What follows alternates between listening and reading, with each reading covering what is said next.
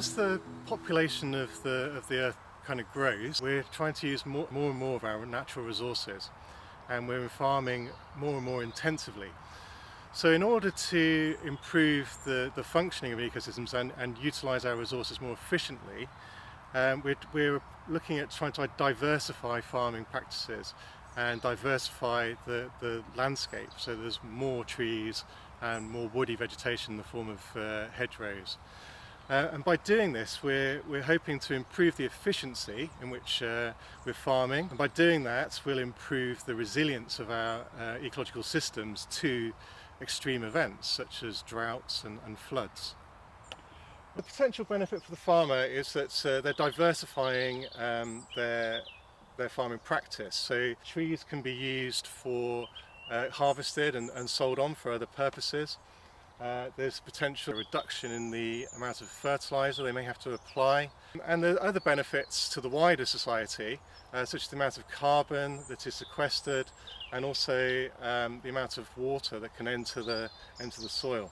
This was a hedgerow. As the hedge develops, we can improve the amount of shelter for the animals that are in this incredibly exposed field, and that potentially can increase the productivity of the livestock by increasing their live weight gain as their energy isn't utilised in trying to keep warm.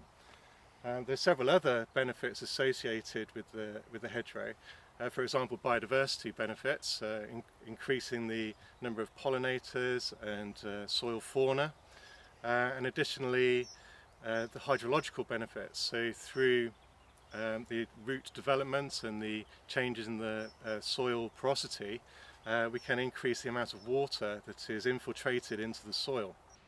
The work in Aberystwyth is focused very much on animal physiology. The animals are fed specific amounts of fodder, and the amount of live weight gain is assessed, as well as the amount of greenhouse gas that's emitted from the animals. This particular field has an open area here where we're growing pasture out in the open as a control. The first lot of trees are sycamore, and then we have another species called alder, which is a nitrogen fixing species, and this species can add nitrogen to the soil and fertilise the sward. So what we're trying to do is generate enough of an evidence base to again model what type of tree should be planted in what location to maximise the potential flood mitigation effect. We're able to take micrometeorological measurements around the trees and ascertain the impact of the trees on both temperature changes, moisture content of the air, and also wind speed. What we've done here is created alleys between the trees and have planted different mixtures of grass species underneath the trees. And we were able to then study how fast or how productive the sward is, how fast it grows.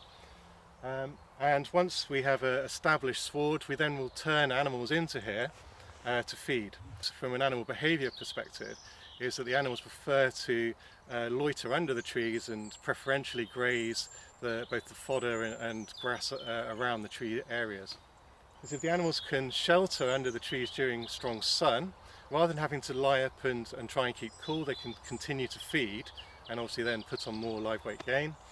And in the winter, when there's cold winds, rather than wasting energy trying to maintain their core temperature, they can shelter under the trees and continue to feed. So thereby the animals are able to increase their productivity by interacting around the trees.